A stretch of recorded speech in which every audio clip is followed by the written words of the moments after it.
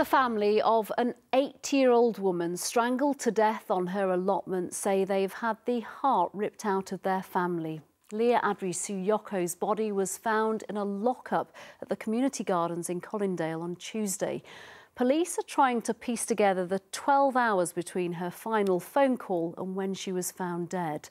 Our correspondent Simon Harris spoke to her son and her daughter. We have had the heart ripped out of our family. We can hardly process what has happened. 1 week after their mother was murdered, Tess and Mark Adri-Suyoko found the strength to talk about her publicly today. Their mother, Leah, was strangled. The 80-year-old's body was found in a shed on her beloved allotment at Colindale in North London. This is the worst thing in the world. And everyone has a mum, and she just was the gentlest, warmest, funniest, kindest. I mean, she was our mum, and she was perfect. And she didn't at argue. it. You know, she had no drama in her. She was just everything was calm. Everything was okay. Everything, no fuss, no drama. Get on with stuff. And she was getting younger, not older. She was really vibrant. She was fun. So active, so fun, vibrant.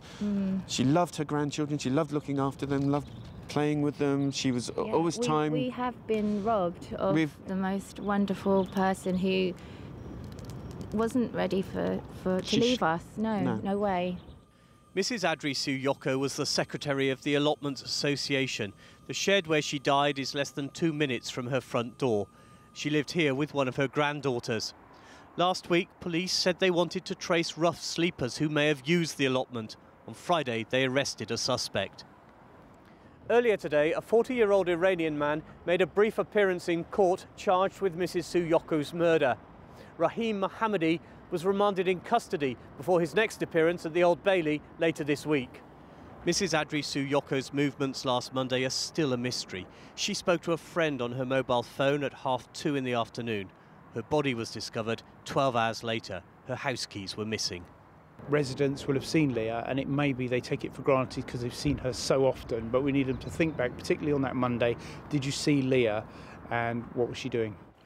Exactly 1 week on, police were stopping motorists and pedestrians trying to jog memories. Simon Harris, ITV News, Colindale. Just hours to go now before the Chancellor delivers his budget, and top of the list of demands from London's Mayor, help for drivers to scrap their most polluting diesel vans, cars and taxis. Sadiq Khans' big idea is that taxpayers should pay for that, as our political correspondent Simon Harris reports.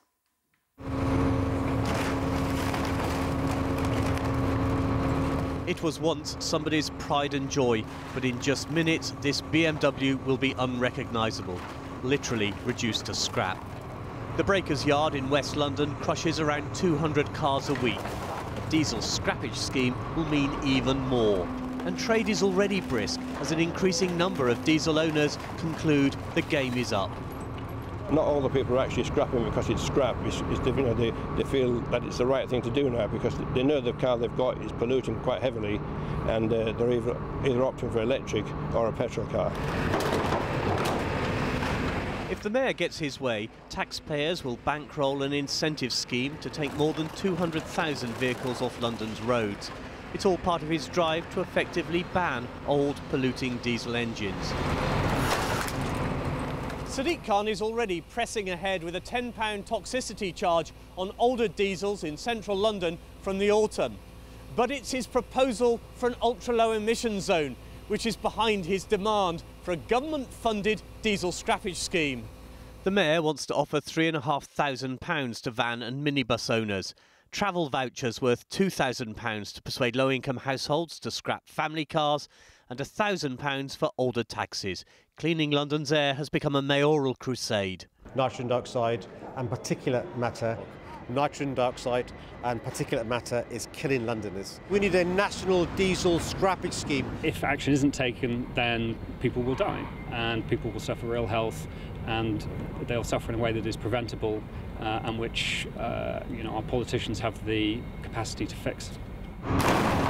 If the Chancellor grants Sadiq Khan his wish, the scrapyard crusher will be the final destination for the trusty transit van.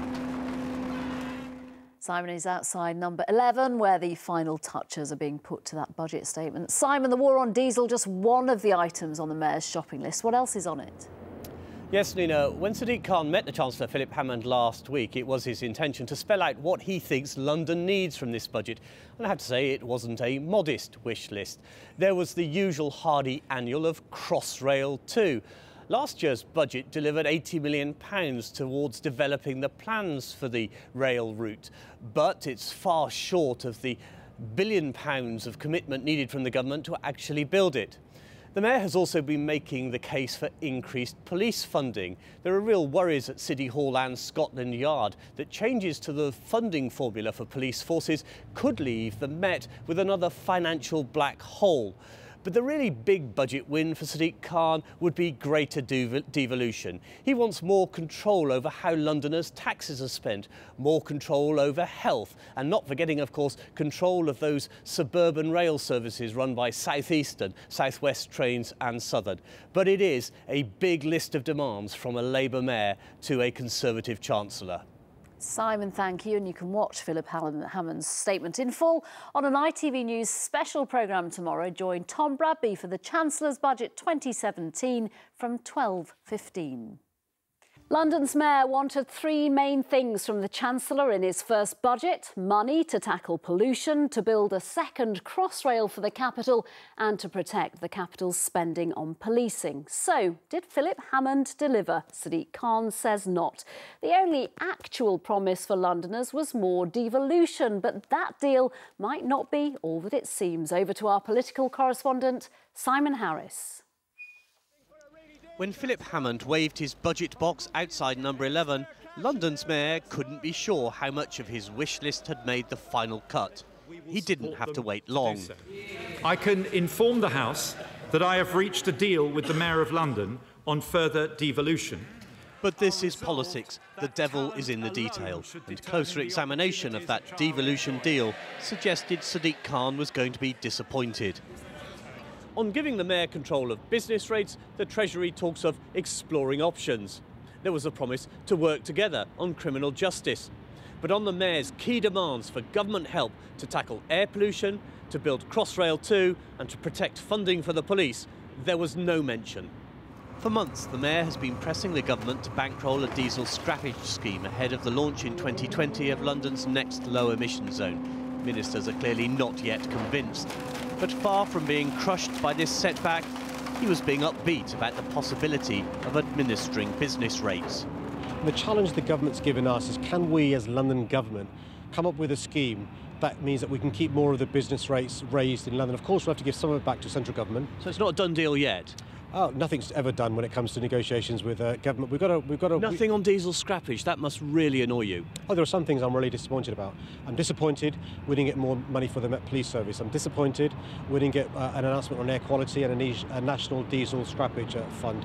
I'm disappointed no mention in today's budget around Crossrail 2. Ben Rogers helped draw up a recent report calling for more devolution and was unimpressed by the Chancellor's concessions today. Not as much as I was expecting to see. I do feel the arguments we've been making right now are falling on deaf ears, which is disappointing. For some Londoners, though, the budget wasn't as gloomy as it could have been. Azaraf Shari runs a florist's in Barnes. She uses diesel vans and worries about a crackdown on diesel vehicles. I'm all for the environmental, sort of aspect of everything, but how that's going to affect my business, then I just think, you know what, you can just close and go. The Mayor might feel shortchanged by the Chancellor's budget, but the Treasury insisted Londoners had received a significant boost. Yeah, Sadiq Khan says he's disappointed, but how much will this be judged as a failure for him? Well, we know what Sadiq Khan wanted because on Monday he wrote this newspaper article containing an extensive list of demands.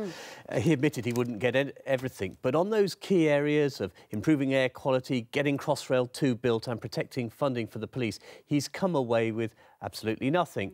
I think the lack of mention of Crossrail 2 is going to cause particular alarm bells among those in the business community who already suspect that the government isn't committed to the project. But we are told that on devolution there will be further announcements this month about health, and there was one interesting proposal which came from the government today about future funding of major infrastructure projects which the Mayor thinks could lead to the eventual building, earlier than planned, of the Bakerloo line extension. All right, a wait and see on that one. Simon Harris, thank you. 10 years ago, Dale Farm in Essex had the dubious honour of becoming Europe's biggest illegal traveller site. After years of battles and months of violent clashes, the site was finally cleared in 2011. Now, 3 miles down the road, residents fear a Dale Farm Mark II after travellers tarmacked a huge patch of greenbelt land. The council says it's using every legal option available to stop the development. Simon Harris has the story. A week ago, it was an empty green field, but this meadow at Wickford in Essex is undergoing a rapid and illegal transformation. Tons of hardcore have been dumped here. Fences now divide the land into plots. A traveller's site is taking shape. All this has happened in a matter of days, and the unfinished fencing suggests the 3 static mobile homes already on site are just the start of the occupation. The neighbours are angry and frightened.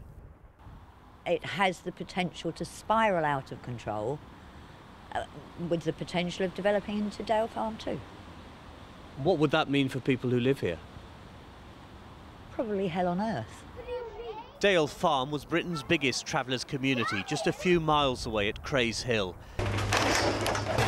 There were violent scenes when riot police and bailiffs cleared the site 6 years ago. Berenice Bateman is in her 80s and has heart problems. The new site is next door to her home of more than 50 years. She can't understand why the council hasn't stopped it. They've done nothing at all. Nothing at all. For some unknown reason, don't know why, but they have done absolutely nothing. I've got an acre of ground to my property. If I was to put a shed out there, they'd be down like a shot. It's not the first time people here have been in the front line. Another illegal travellers' site in a nearby field was cleared some years ago. It was virtually lawless down here at one stage. I'm not saying it is now, but we have been through that and we don't want that to happen again.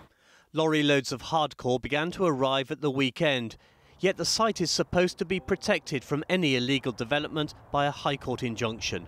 Where people want to act illegally, we can't stop that, and we don't have the powers of arrest, of course.